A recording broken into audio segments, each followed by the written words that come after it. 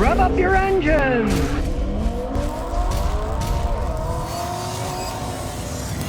Today I'm going to show you why a 97 Silverado is so much better than the modern ones that they're building. Now, back in the day, 1997, they built these things to last. Check this out. The guy paid $7 grand for it a couple of years ago. The only thing he's done to it is put a fuel pump and a power steering pump on it. And even though, as you can see, got 183,000 miles on it, listen to this. Starts right up, sounds like a dream, no misfires. Smooth engine, not shaking. Now the owner admits it burns oil. If he changes the oil after 5,000 miles, in between he has to add about half a quart of oil. No biggie. I've seen new ones that in that period of time would go through 5 or 6 quarts of oil, and GM would say, oh, well, that's normal on these engines. Seriously, they don't make them like they used to. The modern ones, I see the transmission's going out early. This one's still got the original transmission. It shifts like a dream. Got a full-size bed, and he's going to be putting these rally wheels on later. And the advantage of these older ones, like this 97 is, you can do a lot of modifications yourself. You don't need to have a bunch of computers to modify stuff. You can still play around with these things. And being a 1500, there are parts all over the place. You can trade for them. You can buy them on eBay. There's all kinds of parts available for these things relatively cheaply, so you can play to your heart's content without spending a small fortune. Brand new 2021 Silverado, they start for about $34,900. Paid $7 for this 2 years ago, and it's still running fine. Even if the engine and transmission went out and he had to spend a few thousands fixing them, it's worth it. These things are solid. If they don't rust out, they can last forever. And let's check the undercarriage out. Here we have the frame. Solid as can be. You're always going to see superficial rust. That means nothing. This frame is solid as can be. You can see it's a real truck. It's got a solid frame, and then the bed is bolted onto the frame. This is not some unibody pile of junk. And another reason these are great, they got strong differentials in the back to drive the rear wheels. This is a rear wheel drive pickup truck. The differential in this truck was made in the United States. And if you know anything about late model Silverados, their rear ends go out all the time. And it took this genius in Florida to figure out why, where he studied the rear ends and found out that they were made in Mexico and they were not building them correctly. So the way they were building them, they were not tightening them up tight enough. The internal bearings would have the equivalent slack of a rear end that had 80 or 90,000 miles. This is fresh out of the factory. And then I had customers have 50, 60,000 miles on their new Silverados. The rear ends went out, started howling because they were not made correctly in Mexico. This baby was made in the United States. It's still working fine. Now, it looks fine, it's solid. Let's check the electronics out because that never lies. So I'll hook the old scan tool up, turn it on, and here we go. It's an old car, so this is going to take a while to get all this data out. The new ones are a lot faster, but it still gets a lot of information. Now in this case, there's 3 codes, so let's check them out. The catalyst efficiency is low, bank 1 and bank 2, and there's a little bit of a misfire, which doesn't surprise me at all because has the exhaust been modified, as you can hear. And you can hear a little bit of pops here and there. When you modify the exhaust and have it free flow like that, it's often going to mess with the catalytic converter data, and every once in a while you're going to get a pop. Well, that pop is a misfire. What's a good thing this thing is in Tennessee? You don't really have to worry about all the pollution control stuff because they don't check for it anymore, unless you live around Nashville. Now we're going to look at the live data. And we want to look at the computer system. Well, we got all kinds of information to look at. We'll start looking through it. Your fuel ratio is 14.7 to 1. This has 183,000 miles on it. You know what perfect air fuel ratio is? 14.7 to 1. So it's still running perfectly. See, the injector average on bank 2 is 3 milliseconds, and on bank 1 it's 3 milliseconds. That means that the engine's perfectly balanced. If one was off from the other, there's a problem. The engine would roll because one side would be firing different than the other, but these are exactly the same, which is what you want. Now, as we look at the misfire current, you can see there's, okay, they just went to 2 count. The others are all 0. So the number 4 cylinder's having a very minor misfire. Like I say, that's generally because the exhaust system, you're going to get a little popping here and there. You see, when we rev it up, the count goes back to 0. That proves my point. When you're going fast, it doesn't care. But at an idle, with the exhaust being taken off like this and loud, it's got a little bit of a ding. But when you rev it up, it doesn't misfire. So who cares?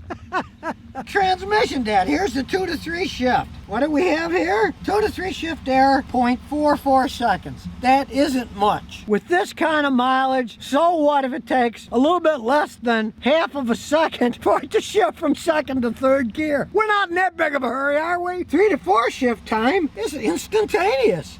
It's 0, which doesn't surprise me at all. I often see these in these. 3 to 4, there's less power going. First to second and second to third is when guys are really gunning it to take off. So those are the gears that'll wear more than the higher gears, and this just proves the 3 to 4 shift, it doesn't take any time at all to shift because that's the one that has less wear. But all in all, hey, it runs pretty good. We'll take it for a road test. Here we go around the neighborhood. Up nice and high, still rides pretty good. And here we go, you can feel it. We're shifting. Pretty smooth shift if you ask me. I'm not whining about it. The computer might say it's off 0.44 of a second, but feels pretty good to me. Now we're getting out on the country road here. See what this old truck can do.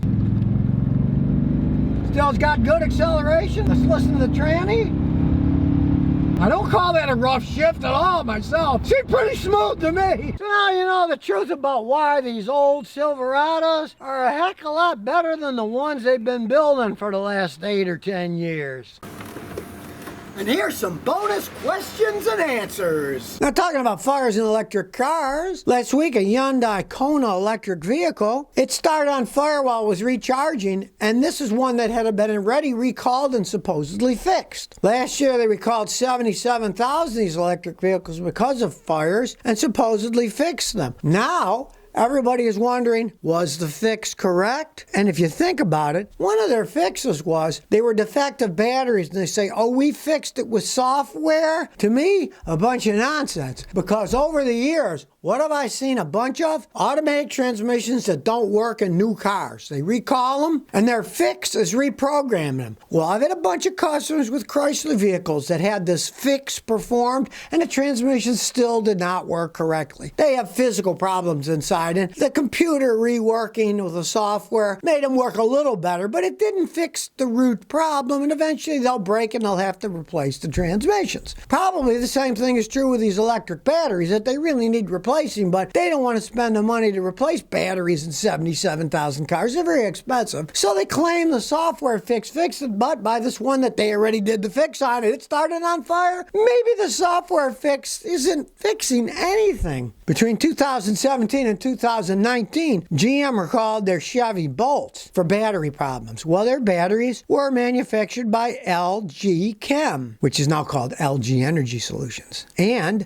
that's the company that also supplied the batteries Hyundai Kona electric vehicles. Obviously, it's a battery company that has problems. So, they think that they can fix these things by changing software? I don't think so. If something's made wrong, they gotta warranty it. They're gonna fight it because it costs a lot of money. Hey, that's the problem with electric batteries. It's unproven technology over time. Arden Lee says, I have the Kia Sorento from hell. I got a 2014 Kia Sorento with 85,000 miles. Started backfired, wouldn't go no more than 45. I had it towed to a Kia. They charged me $1,500 and didn't fix anything. Then they said I need to replace my computer and wiring harness for $3,000. It's not covered under the 100,000 mile warranty. Friday, May 29th, I pick up the car. I paid them $3,600, but Kia's Goodwill paid $600. Whoa, I paid the rest. They replaced throttle body, gasket. Now it's dying again. Now they say I need a computer and a wiring harness. June 9th, they said it was fixed, but check engine light comes on. It still runs bad. And now it started losing power in July, so I parked it. Now they say I need to spend $2,400 for $1,200 labor. The last time I drove it, I took out the key, and it was still running. Any idea? Yeah, get a lawyer.